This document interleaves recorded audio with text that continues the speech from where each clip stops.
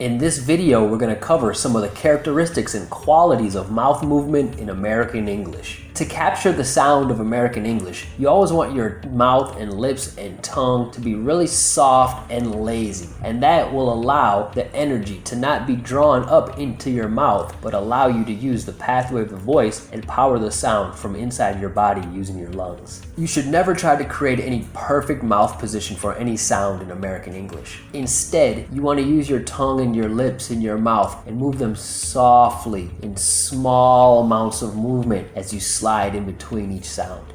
Jaw control. Normally when students think about moving their mouth, they focus on the front part of the mouth and creating space between the top and front teeth like this.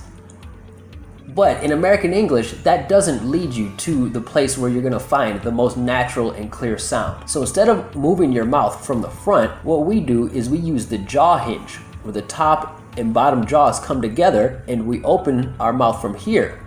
Kind of like if you were biting an apple or a cheeseburger.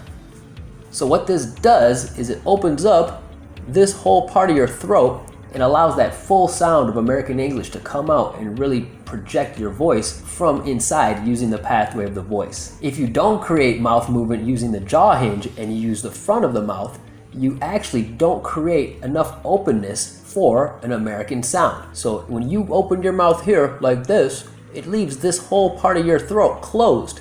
And so it doesn't change the quality of the sound that my American brain is waiting for. So instead of opening here, you need to open this part here, and that will lead you to capture that really open sound and really fill up the air and fill up my ears and be really clear and easy to understand. Using the jaw hinge to create mouth movement also allows you to do a lot less work with your mouth as you're speaking and create a lot smoother, soft, seamless transition between your sounds. A little movement here creates a lot of movement here. So instead of going from the front, where you need to move your mouth really far and it looks jerky, you can do it from back here, and it's soft, smooth, and a lot less work.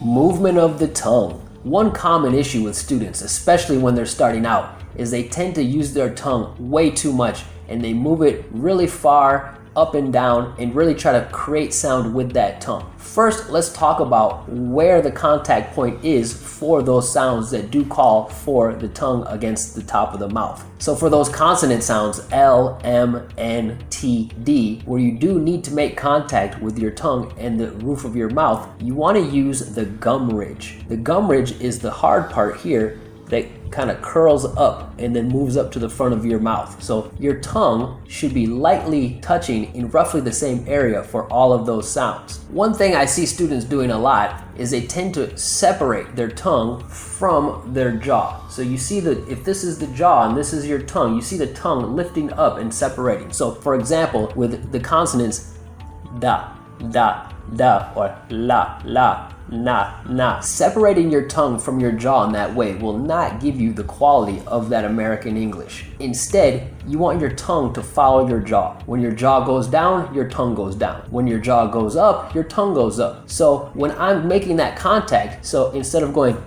da, da, or la, la, I'm going duh, duh, duh, la, la. And so I'm waiting for my jaw to come all the way back up to that basically neutral position of the schwa, and that's when I'll make the contact. So my tongue has to move very, very, very little distance to make that contact, and I can easily slide into and out of that sound. The bottom of your tongue should never be visible when you're speaking American English. One way I like to explain this to my students is I like to compare it to doing karate in the mouth, where your tongue is moving and it has these really perfect, sharp, really hard hits, and it has to be perfect each time. So if you hit the kill or if you miss, you're not gonna kill the guy, and there's no room for error. You can't make any mistakes. The way that I control my mouth is more of a soft, lazy way, and I like to compare it to an artist that's painting and drinking a bottle of wine on a soft canvas. So instead of the ha, ha, yeah,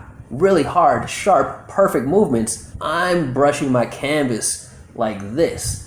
And I'm moving slowly and sliding, and I'm never picking up my brush. And there's a lot of room for error because I can easily make a correction on my way to the next sound because my voice is always continuing. So as you're practicing, I recommend that you use a mirror or your camera so that you can study the movement of your mouth and try to move closer to these qualities that I've described here in this video.